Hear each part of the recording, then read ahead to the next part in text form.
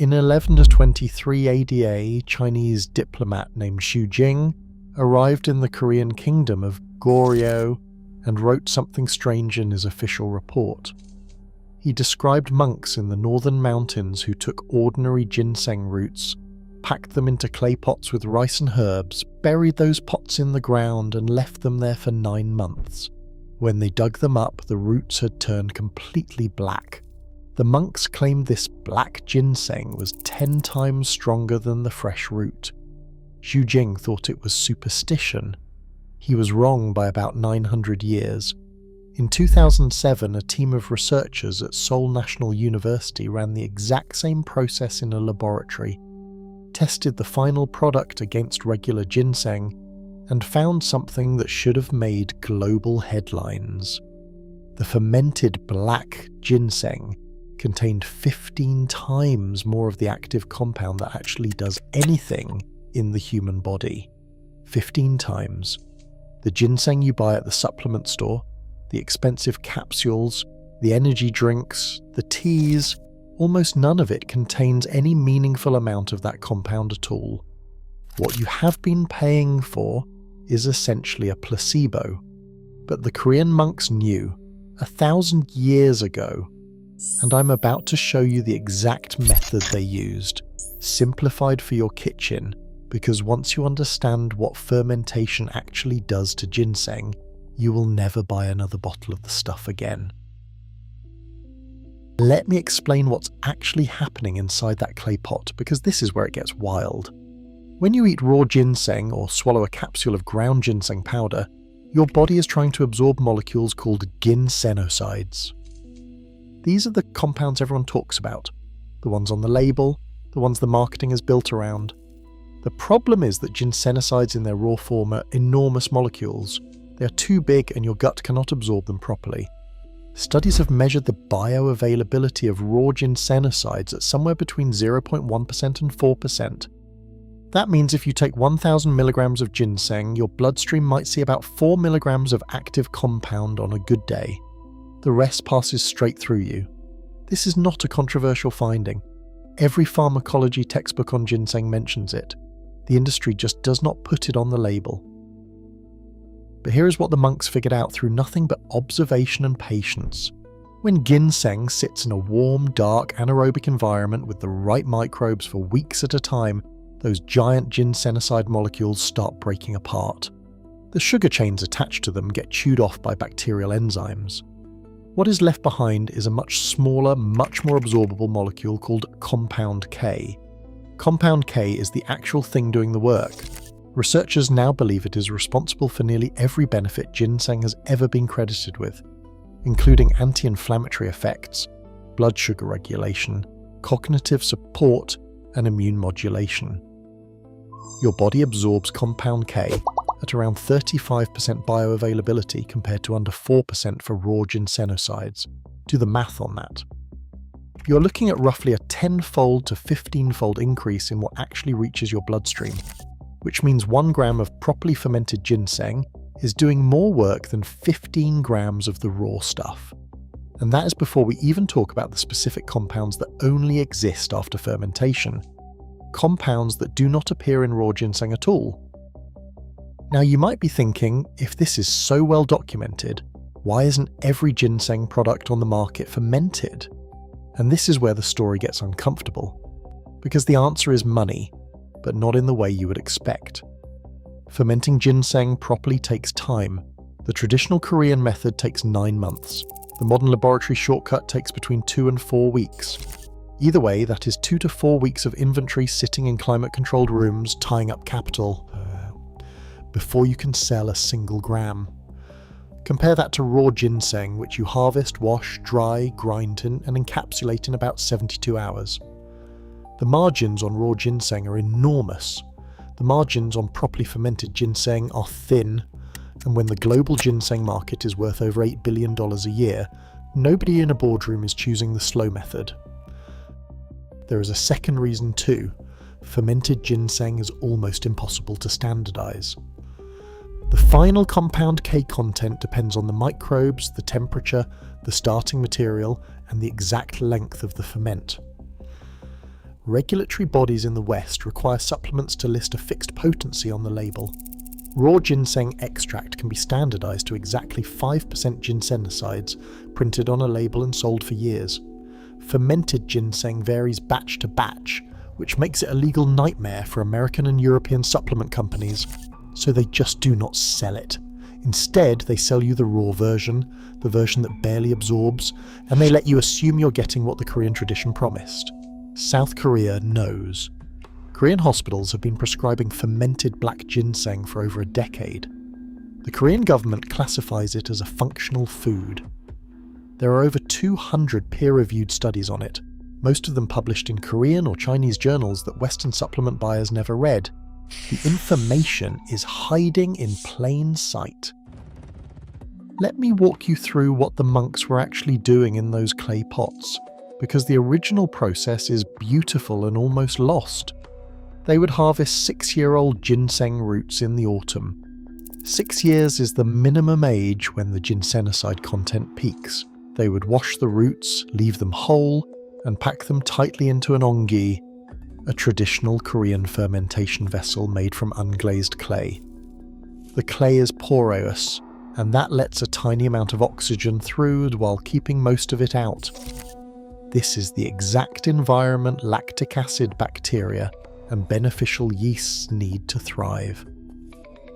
The monks would add steamed glutinous rice as a sugar source for the microbes, along with a small amount of local spring water and sometimes pine needles or mugwort for flavour and extra microbial diversity. Then they sealed the pot with the lid, wrapped the seam in mulberry paper soaked in rice flour paste and buried the whole thing in the earth below the frost line. The earth kept the temperature stable at around 10 to 15 degrees Celsius. The darkness prevented light from degrading the compounds. The slight oxygen permeation of the clay kept the fermentation slow and controlled. For 9 months, nothing happened on the surface. Under the ground, an entire ecosystem of bacteria was systematically dismantling the ginsenosides and rebuilding them into compound K and dozens of other minor compounds that modern science is still cataloguing. When the monks dug up the pot in the following summer, the roots were jet black, soft to the touch, and smelled sweet and slightly fermented. They would slice them and serve them to temple visitors who were sick. The sick got better in ways that regular ginseng could not explain. The monks did not know about bioavailability. They did not know about enzymatic hydrolysis, or lactobacillus plantarum, or compound K. They just knew the buried pot made the medicine work. That is 1,000 years of empirical observation, and the West ignored it for most of a century. Here is how you do it at home, and I want to be specific because this is the part people get wrong. You do not need clay pots. You do not need to bury anything. You do not need 9 months. What you need is the right temperature, the right starter, and patience measured in weeks instead of days. Start with whole dried Korean or American ginseng roots. Fresh is better if you can find it, but dried works. You want roots that are at least 4 years old, ideally 6 years old. Younger roots do not have enough ginsenosides to make the ferment worth doing. Avoid ginseng powder, avoid capsules, avoid teas. You need the actual intact root. Plan on 100 grams of dried root for a single batch. Rinse the roots under cool water to remove any surface dust. Do not scrub them. The skin of the root contains a lot of the active compounds and you want to keep that intact. Place the roots in a clean glass jar. A standard wide-mouth mason jar works perfectly. Now here is the key step most home fermenters skip. You need to pre-steam the roots. Take them out of the jar, put them in a bamboo steamer or a regular metal steamer over boiling water, and steam them for 2 hours. This is the traditional Korean red ginseng process, and it actually starts the chemical transformation before the microbes even get involved. The heat begins hydrolyzing some of the larger ginsenosides into their smaller forms, giving the bacteria a head start. After 2 hours of steaming, let the roots cool to room temperature. Do not skip the cooling step. If you put hot roots into your ferment, you will kill the starter culture before it has a chance to work. Now the ferment itself. Place the cooled steamed roots back in the mason jar. In a separate bowl, make a brine using filtered non-chlorinated water and a good quality sea salt. Chlorine will kill your bacteria. Tap water is a no. You want a 2% salt brine by weight, which is 20 grams of salt per 1 litre of water. Stir until the salt is fully dissolved. Pour the brine over the ginseng roots until they're completely submerged. This is critical. Any root exposed to air will grow mould instead of fermenting properly. Place a clean glass fermentation weight on top of the roots to keep them under the brine. If you do not have a fermentation weight, a small jar filled with water works. Now add your starter culture. You have 2 good options. Option 1 is 2 tablespoons of brine from a live unpasteurized sauerkraut or kimchi. This gives you a wild mix of lactobacillus species that will do the heavy lifting. Option 2 is a specific Lactobacillus plantarum starter culture which you can buy online in dried form. Plantarum is the species most commonly used in the research studies on fermented ginseng because it is the most efficient at producing compound K. Sprinkle or pour the starter over the top of the brine. Cover the jar loosely with a cloth or a fermentation lid that allows gases to escape. Do not seal it tight. The ferment will produce carbon dioxide and pressure will build up fast. Place the jar somewhere dark and consistently warm. You're aiming for 22 to 28 degrees Celsius, warmer than room temperature, cooler than a hot summer day. A cupboard near a radiator in winter works well. A cool pantry in summer is fine. Now you wait. For the first 3 days, you will see bubbles forming on the surface and around the roots. The brine will get cloudy. This is exactly what you want. It means the bacteria have taken hold. Taste a tiny bit of the brine on day 4. It should taste tangy, slightly sour and earthy. If it tastes sweet or smells rotten, something went wrong and you need to start over.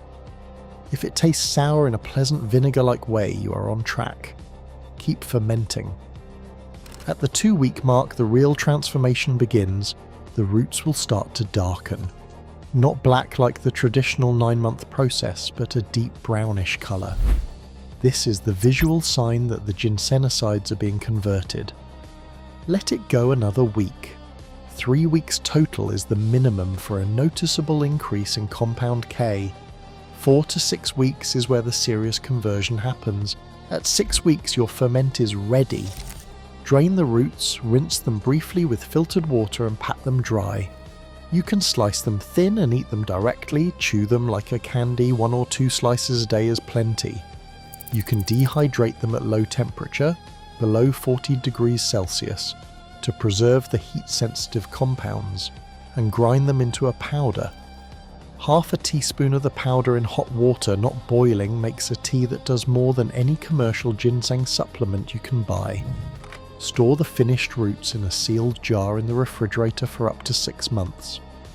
Do not throw away the brine. The fermented brine itself is rich in bioactive compounds and you can add a tablespoon to soups, smoothies or dressings. A few important warnings before you try this. Ginseng is not a gentle herb. Fermented ginseng is significantly more potent than raw, and the dose matters more. Start with a very small amount, 1/4 teaspoon of powder or 1 small slice of root, and see how your body responds. Some people feel energized and clear-headed. Some people feel wired and cannot sleep. If you take it in the morning, never in the evening. Do not combine fermented ginseng with blood thinners, stimulants or blood pressure medications without talking to a doctor first. Ginseng affects blood sugar, blood pressure and clotting, and the fermented version affects them more strongly. Pregnant and breastfeeding women should avoid it entirely. If you have an autoimmune condition, be cautious because ginseng is an immune modulator and the effects are unpredictable in those cases.